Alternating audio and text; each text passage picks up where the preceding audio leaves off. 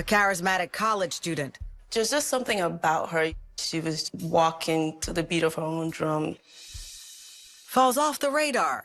We have a philosophy where it's like, hey, if I'm gonna go, I'm gonna tell somebody. Did someone know where she was? No. An unrelated case with more questions than answers. So it truly is, as they say, the needle in the haystack that you're looking for. Yes. Leads detectives to a series of suspects and motives.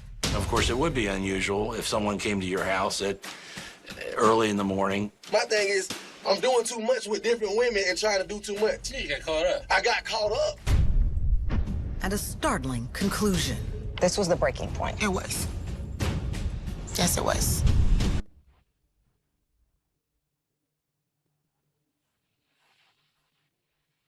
I'm in Gainesville, Florida, home of the University of Florida and its championship football team. In 2010, 21-year-old Celia Huda is enjoying life here as a student and Florida Gator cheerleader.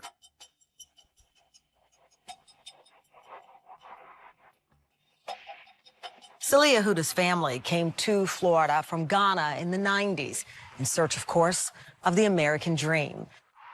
But in 2010, she went missing, and for the entire family, the dream would turn into a nightmare.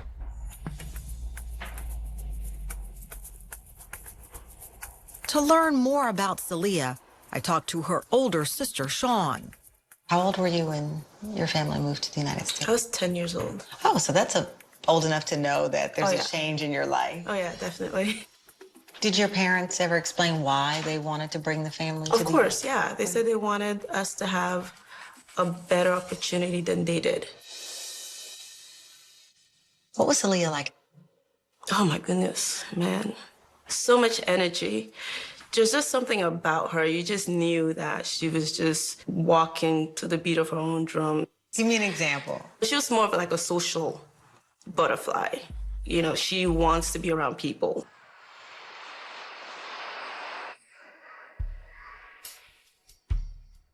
With her outgoing spirit, Celia quickly pursues athletic activities like cheerleading and competitive dance. She loves to dance. She's the type that loves music. Anytime there's a beat, anything, she starts, jamming and, bopping her head. But it wasn't always easy for Celia growing up in a household with protective immigrant parents. How did that impact you and your sister socially, fitting in with other kids when you have the conservative parents and you're in a new country? Yeah. Pretty much we couldn't do a lot of things. Couldn't date, no boyfriends. It was always education first. School is your main priority. Boys will come, further down, the road. Entering the University of Florida in 2008 changes things. Celia yearns for independence, and she ruffles the family's feathers when she moves into her own apartment. She told my parents that she wanted to be closer to campus and that they had dance practices and things like that. What do you think her real reason was? She wanted She independence? just wanted to get away from my parents, yeah. She just wanted to be able to come home whenever she wanted and not have anybody, Could you understand that? Yeah, I did. Because, there's a reason why I left home, too, so. In December 2010, Celia uses her winter holiday to enjoy a much-needed break from the demands of school and her extracurricular activities. On the night of December 29th, she makes plans to go dancing with her close friend and confidant, Indy Norwood. Hi, Indy. How are you? I'm Tamara. Tell me about that night. Usually we see each other during the holidays, and then we end up going out. Well, she messaged me, and she was like, what are you doing? And I'm like, I'm at home. You should come through. And then she's like, okay, so I'll just stop by later. And then she never showed up. The next day, I texted her, and I was like, hey, what happened to you last night? And I never got a response. So I was like, okay. 2 days later, Indy gets a worrying phone call from Celia's mother. She's like, have you spoken to Celia? And I told her she was supposed to stop by, but I haven't heard back from her. So her mom was like, okay, well, I haven't heard from her. You weren't worried at that point? No, because she does that. Like, it's sometimes where she just feels like she needs to be alone or whatever. She'll respond when she's ready to respond. We'll talk when she's ready to talk. But, like, we have a philosophy where it's like, hey, if I'm going to go, I'm going to tell somebody. So at least one person has to know. So you may not want everybody to know where you're going, but somebody knows where you're going. Did someone know where she was? No. The family's concern only intensifies. So I kept calling. I sent her text messages as well. I now go to her Facebook. There's no activity on her Facebook. So that night, that 31st, I got this horrible, horrible, horrible feeling in my stomach. Because I have this thing where her and I feel like we're linked in some way. So whenever something isn't right, I feel it, and vice versa with each other. And so, but that feeling this time, and before it wasn't like before in the past, this time it was really, really like strong, like something isn't right here. On New Year's Day, after nearly 3 days of silence, Salia's family reports her missing to Gainesville police. Hi, Detective. How are you? Good. Good to see you. I'm Tamara. Lieutenant Wyland. Pleasure to meet you, Nice to Lieutenant. meet you. I'm meeting with Lieutenant Jarrett Wineland, who was assigned to the case. What did you learn about her? The family said they hadn't heard from her for a few days, hadn't been able to reach her on the phone. The family tells police they last saw Salia at their home around 4 p.m. 3 days earlier, and she made no mention of plans to leave the area. Salia's case was suspicious because of the fact that her parents lived in town.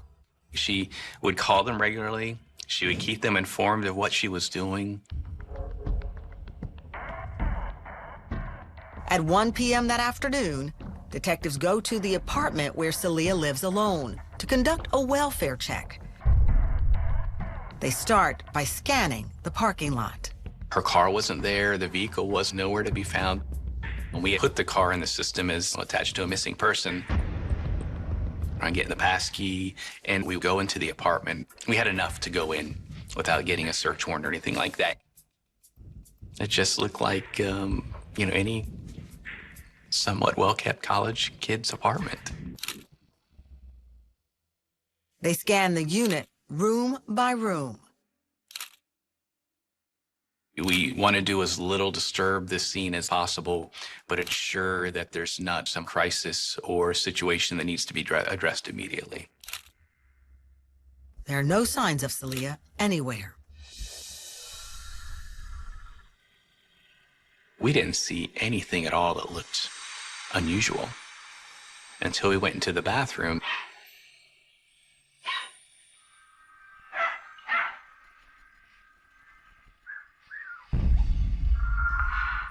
Inside, police find Salia's beloved dog, Vegas. When they called me and told me that Vegas was literally in the bathroom, like kind of in a ball, like afraid, like he had been in there for days, I was like, that girl loves her dog. So I know for a fact, if he's in there, something's not right.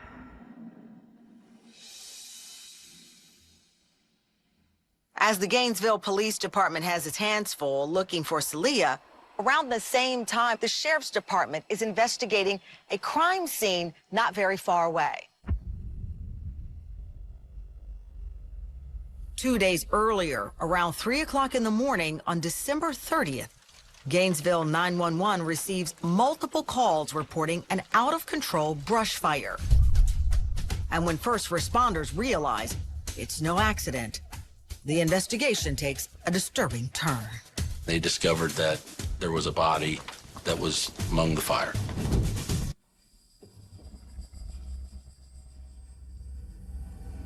Gainesville police are searching for missing 21-year-old cheerleader Salia Huda when the investigation of a seemingly unrelated incident leads the case in an unexpected direction.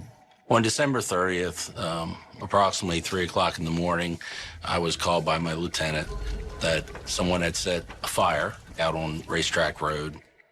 This is a very isolated area. Really aren't any houses, any businesses, no street lights. So I responded to the scene. Detective Dale Buffenmeyer joins firefighters who uncovered a disturbing scene after extinguishing what seemed like a routine brush fire. They discovered that there was a body that was among the fire. And when I arrived there, the crime scene unit was already there conducting their investigation.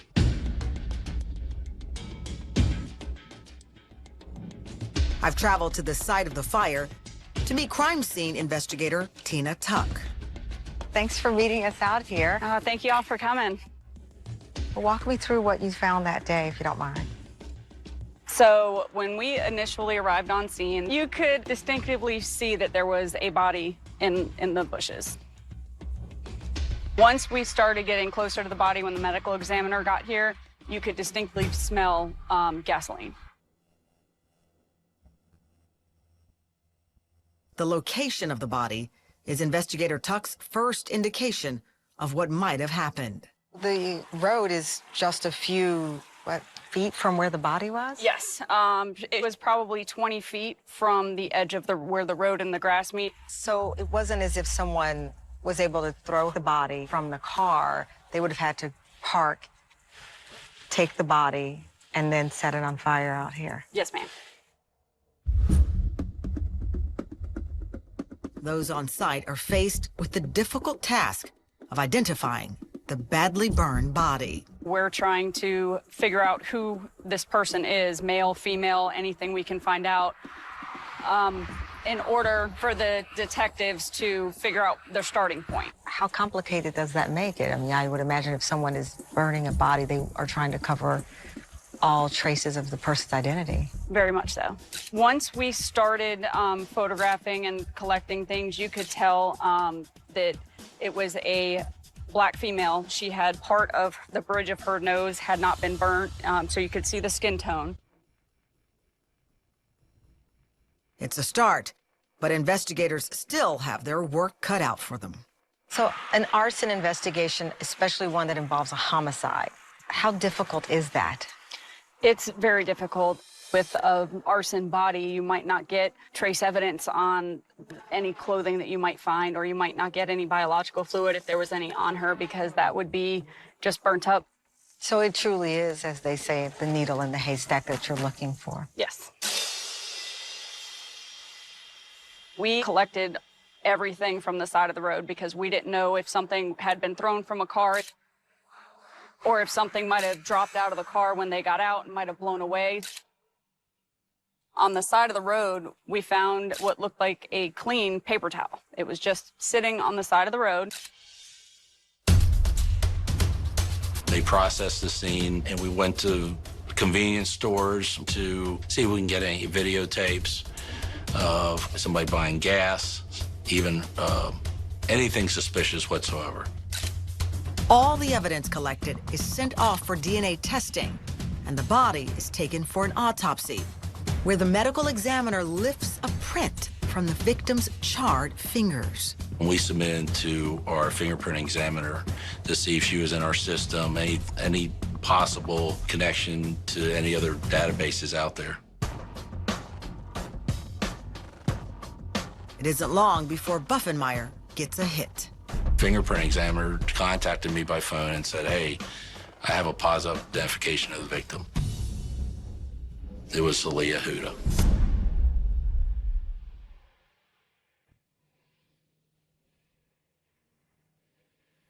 Detective Buffenmeyer notifies Lieutenant Weiland that his missing persons case is now a homicide. Detective Buffenmeyer asked me to go and make the notification to the family. There's no easy way to do it. And so I just had to tell them, break the news to them and tell them this horrible news. Imagine upsetting to you as well. The worst news that a parent can receive is told to you. You shared it with them. Very upsetting. I mean, all the training we do, can't really prepare you for having to notify a parent that their child is gone. It was really unfortunate, really terrible. And I told them that, that the body that had been recovered was, they just found out that it was their daughter. A situation like this is just not something that is normal for this area. And she's not involved in drugs, anything. She's Just clean cut. The quintessential college kid. Yeah. The cheerleader. Yeah, exactly. Just starting her life, preparing to make a life for herself. I mean, so young. It was just terrible.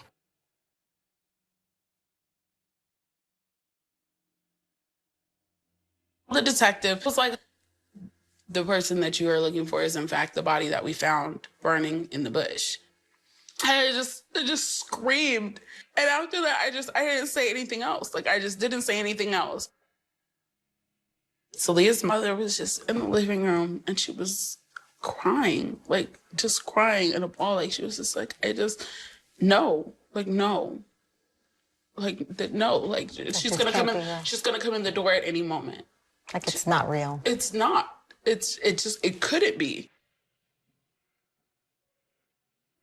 Despite the severity of her burns, the medical examiner determines that Celia was dead before she was set on fire. How did you find out about? I pick up the phone. My brother's like, Sean, you need to come home. And then I hear my mom in the background screaming. And at that point, I start like bawling my eyes out because at that point I knew the worst had happened. So he didn't say the words. He didn't say it. If anyone has ever heard a mother who's lost a child scream, it's a sound you will never forget. And once you got to your parents' house? I saw police cars outside of the house. When did you learn what happened or what the details were? So then the deputy now proceeds to tell me just what had happened. And you remember what he said? Yeah, so he,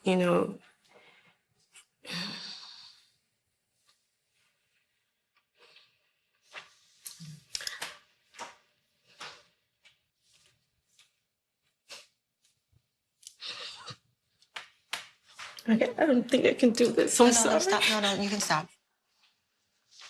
No. Officers need to tread lightly with Celia's grieving family, but they also must gain insight into her inner circle to find out who might have wanted the popular college student dead. We needed to find out all the questions of when's the last time they spoke with her, what's their situation, who are her boyfriends, who are her friends. Maybe she had enemies. We don't know. One name her family brings up is Celia's on-again, off-again boyfriend, Antonio Drayton. Sean had noticed signs of trouble in their relationship. She dislocated her shoulder. So I asked her about it. She was like, I fell during cheerleading practice. I know her. She's very quick on her feet. Even if she was to fall, I know that she can break her fall. So the likeliness of that happening is very, very slim. So you're not buying that the dislocated shoulder was an injury from cheerleading? No. So then another time, she claimed she fell down the stairs at home. And again, I'm like, So for me, I was like, something is going on. Not long after, Sean's suspicions are all but confirmed. They got into a disagreement and it got physical, and he ended up choking her. And during that struggle, she managed to call 911, and according to, what the police said was that they heard her in the background screaming. He was arrested for domestic battery. Celia reported the incident after it occurred, and an arrest was made. The charges never really stuck because she ended up not wanting to pursue them. Due to lack of evidence, it was dropped. We were trying to get involved, but Celia wasn't opening up to anybody. And it could be that, maybe she felt scared, and also maybe she was embarrassed as well because of the situation.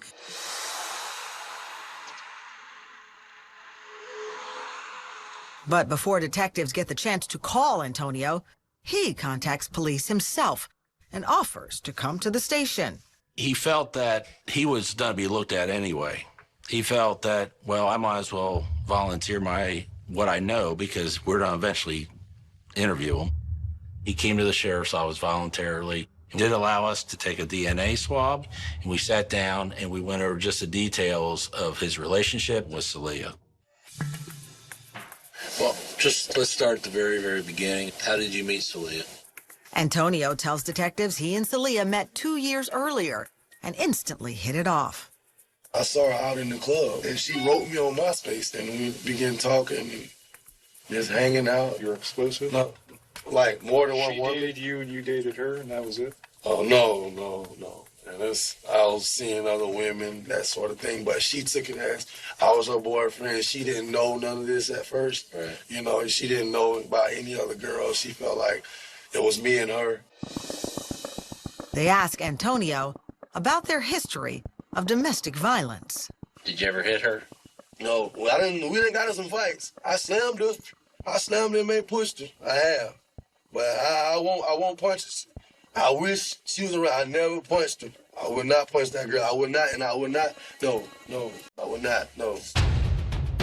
As detectives press Antonio about his activities in the days leading up to Celia's murder, the interrogation takes a sharp turn.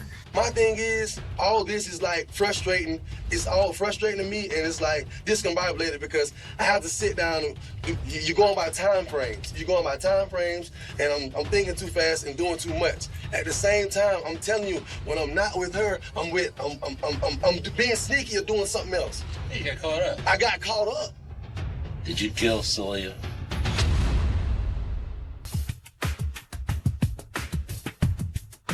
After Florida cheerleader Celia Huda's charred remains are discovered on a country road, police question her on-again, off-again boyfriend, Antonio Drayton, who admits he was far from faithful to the victim.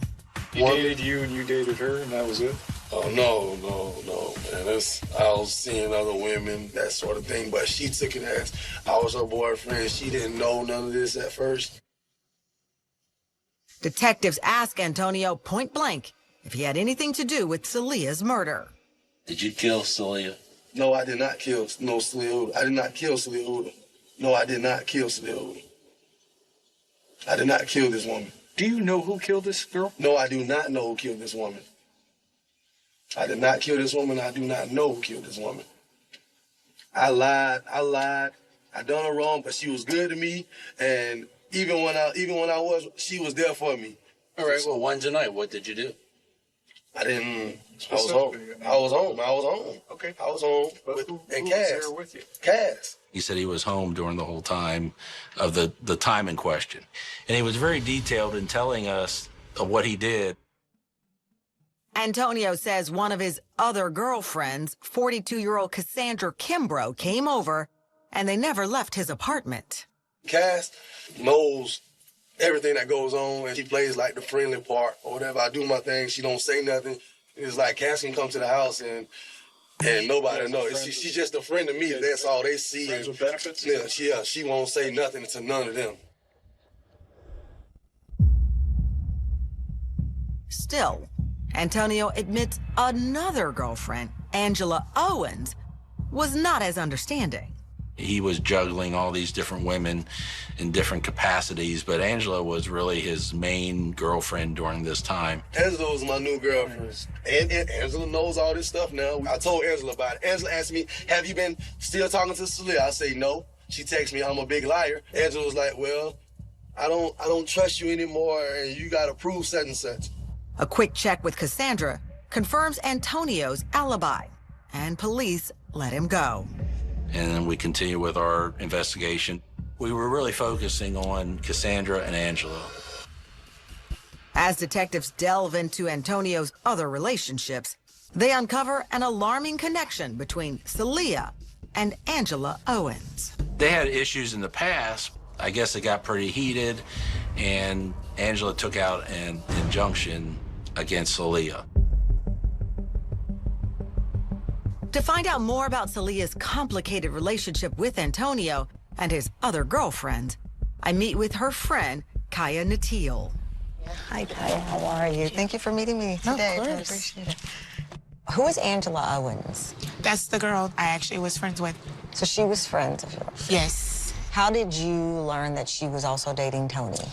Celia told me, and I'm like, ugh. You know, when you find out that someone else that you know is dating your friend's boyfriend, and it's like, oh gosh, you know.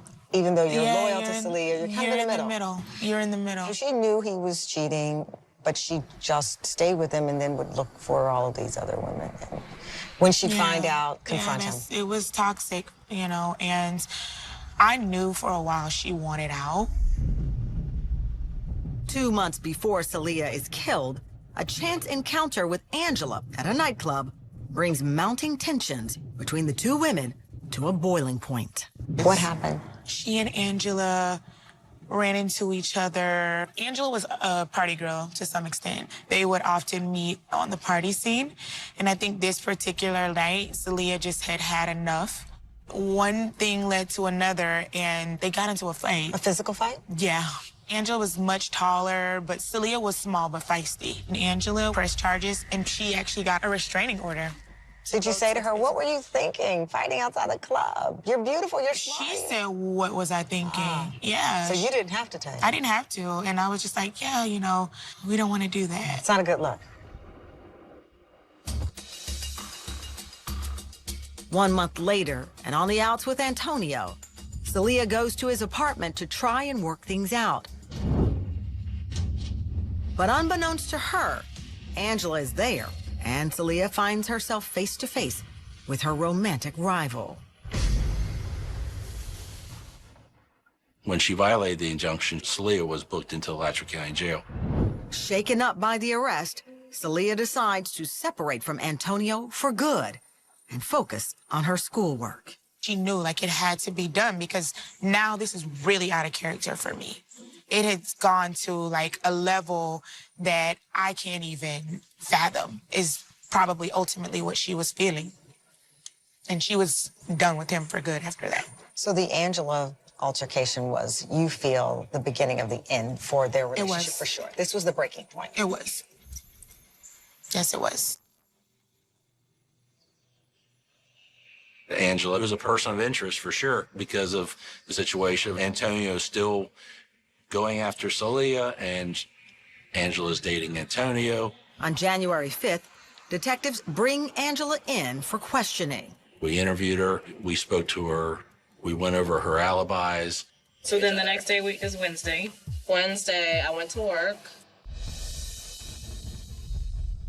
Angela tells police that despite their contentious relationship, just 4 days before the murder, Celia expressed regret for the incident at Tony's apartment. So she apologized about that, and I basically was just like, if me and her could have talked from the beginning, then I would have never put a restraining order out against her. It didn't sound like she had any animosity toward her.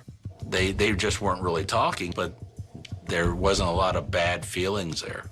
She was just like, I just want to get this injunction dropped so that I can graduate and move on with my life.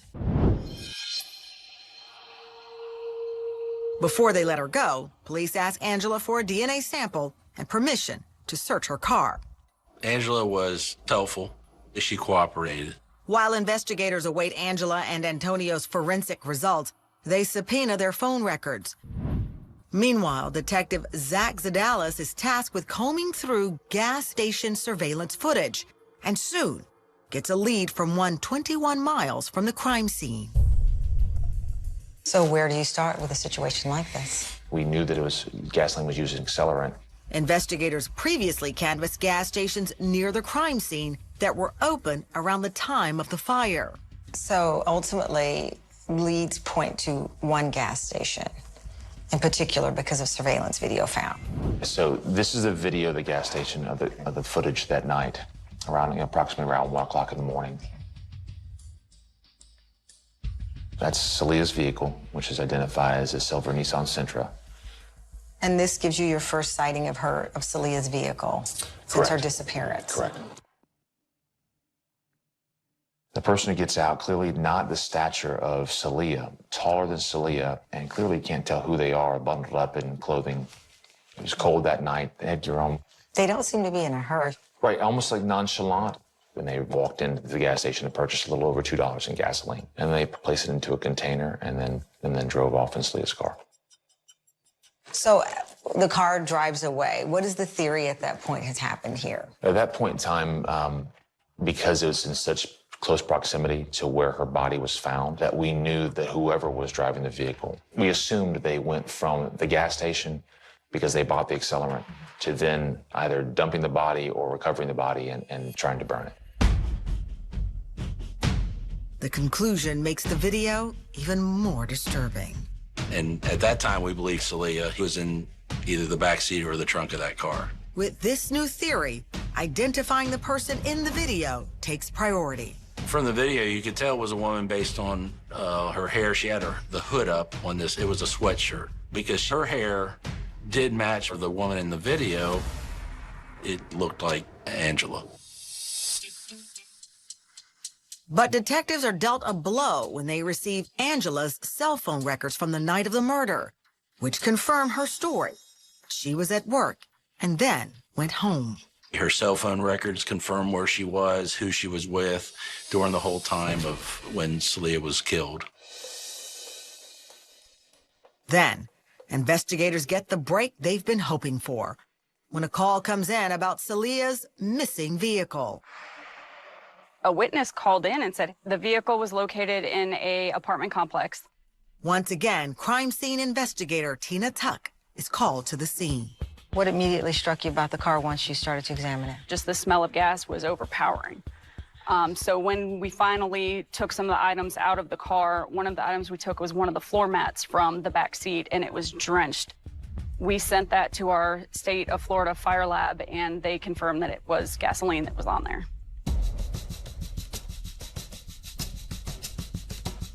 Once we were searching the trunk of Celia's car, there was a mattress bedding set.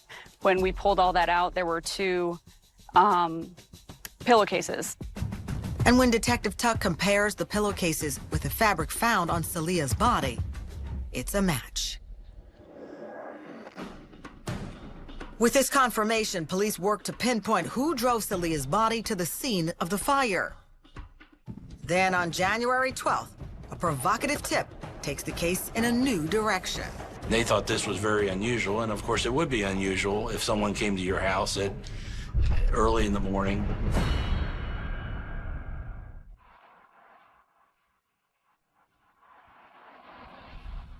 "13 days after Celia Huda is killed, detectives follow up on a tip from a source close to the case.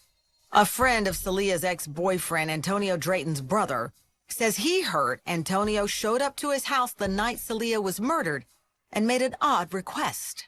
Antonio's relatives told us he stopped up there to ask for a gas can and a shovel, and they thought this was very unusual.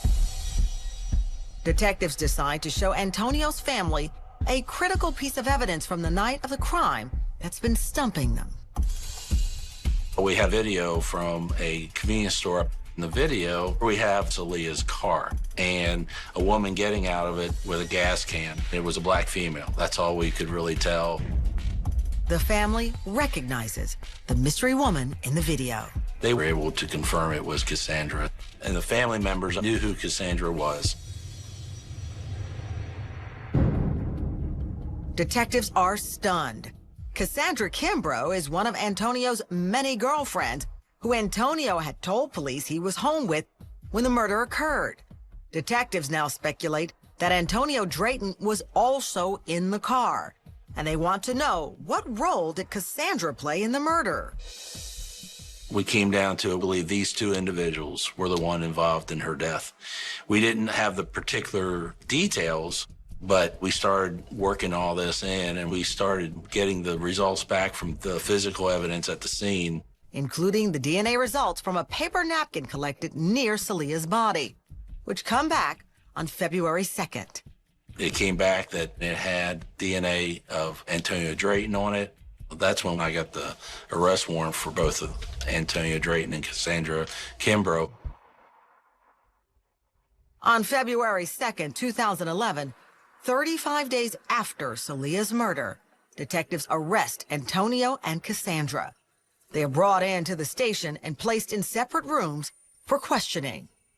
Right away, detectives confront Antonio with the physical evidence. We know you're there. You see that? See what? That little white thing. What's that? That's a tissue or a nap. It's a napkin. Guess whose DNA's all over that? Yours. Cornered, Antonio starts to come clean. But what happened? Got him to the right. He quickly turned and blamed Cassandra and said she had gone to Salia's apartment to get some money that Salia owed Antonio, and that Cassandra came back telling Antonio that she had killed Salia. And what she did. Came to my house, but didn't even get into detail about none of that.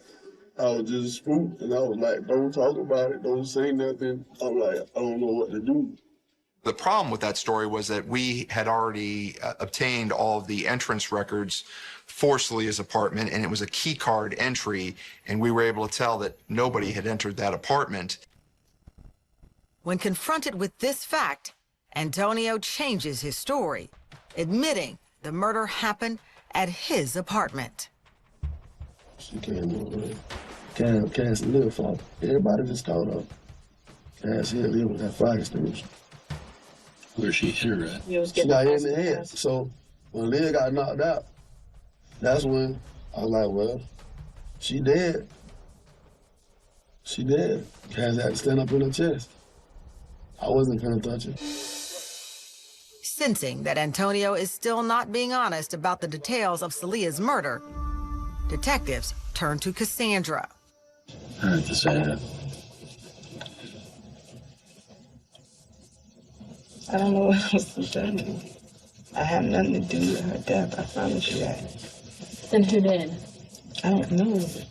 I really don't know. All I did was, like I told you, I went to Tony's house and I just stayed there. Who are you trying to protect right now? Tony? Because he's not worth it.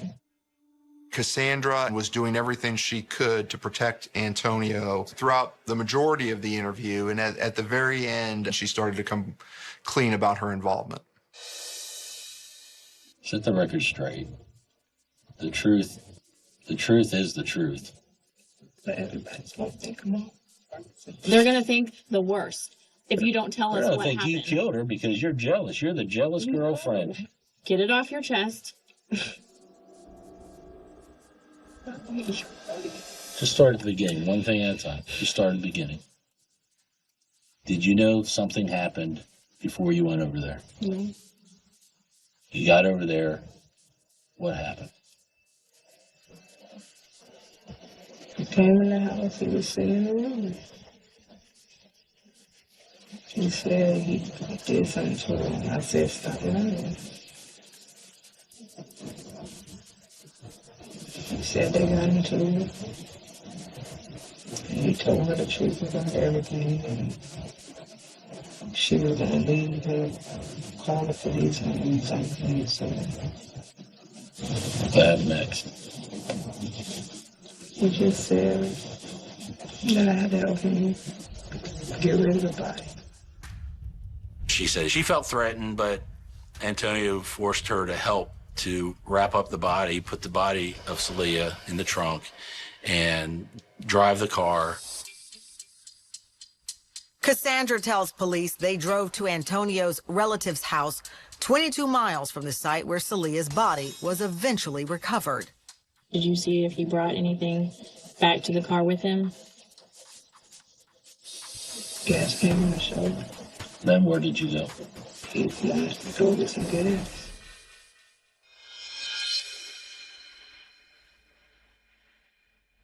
They filled up at a nearby gas station before driving Salia's body to the desolate roadside. He made me do the gasoline. That's what he But kept you holding. wanted to That's just- what he kept holding over me. You wanted to go.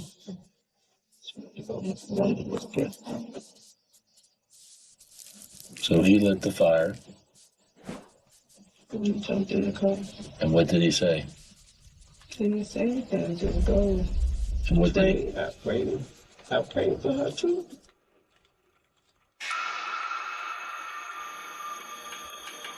Antonio Drayton is charged with first-degree murder. Cassandra Kimbrough is charged as an accessory. Prosecutors strike a deal with Cassandra. Cassandra did not arrive at the apartment until Celia was already dead. So where she would go to prison for 2 years, followed by 8 years of supervision, and in return, she would testify against Antonio. When Antonio learns that Cassandra plans to testify against him, he accepts a plea deal, and on May 3rd, 2012, is sentenced to 45 years in prison. He offers no motive for his senseless crime. Antonio never told us exactly what happened. All we can do is speculate that it just was a violent confrontation, but the end result was she died of this confrontation. Justice is bittersweet for the Huda family, who will forever wonder what more they could have done to stop the abuse and save Celia. We were supposed to get together so that we can, talk. And that was going to be my opportunity to really get to the root of it all, because I wanted to find a way to help her. She ended up blowing me off and saying that she had plans already. What I can understand is that because this happened with my family and my sister, you see these signs, you know what you believe in your heart, but it's the what do we do next? Yes. If she doesn't want you to help her, it's very hard to get involved when the person doesn't even want you to even know about it. That's the one thing I look back and I regret, because I feel like, regardless of whatever it is that, I was doing. But there was no way, there was no way you could have known any of this. If for 1 second you thought that it would ever escalate to this. Right. There's no way you could have known it. For her friend Indy, Celia's memory lives on in a meaningful way. My oldest is named after her. Her name's Jada Celia. And I tell her all the time about her. What do you think she'd be doing today? Dancing. Dancing, singing, listening to music. I think that she would have been following her dream. I feel like she was supposed to be something so large in this world, and that was literally taken from her.